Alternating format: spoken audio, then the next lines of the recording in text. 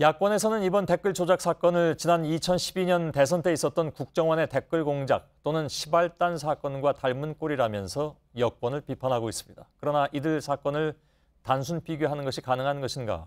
이에 대한 반론도 만만치 않습니다. 댓글 공작이나 시발단 사건과 관련해서는 단순한 댓글 조작 외에도 다른 의혹과 사실들이 이미 밝혀졌기 때문입니다. 류정화 기자입니다.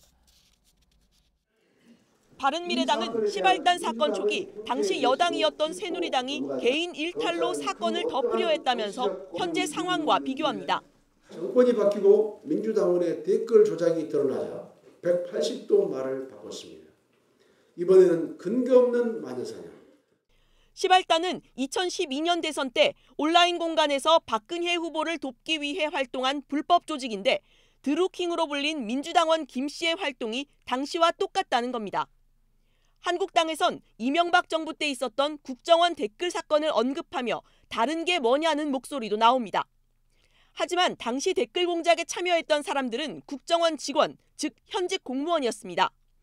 정치 관여를 막고 있는 국정원법과 공직선거법 위반으로 파기환송심에서 유죄가 선고됐고 오는 19일 대법원 판결이 예정돼 있습니다. 민간인이 참여한 시발단 사건의 경우도 문재인 사무실은 선거운동용이었다는 게 박근혜 정부 당시 대법원의 판단이었습니다. 공직선거법상 금지된 선거사무소와 유사한 기관에서 댓글 달기가 이뤄졌다는 겁니다. 게다가 시발단 운영자는 당 선대위에서 공식 직함을 받았고 사무실에서 박근혜 후보 명의의 임명장도 여러 장 발견됐습니다.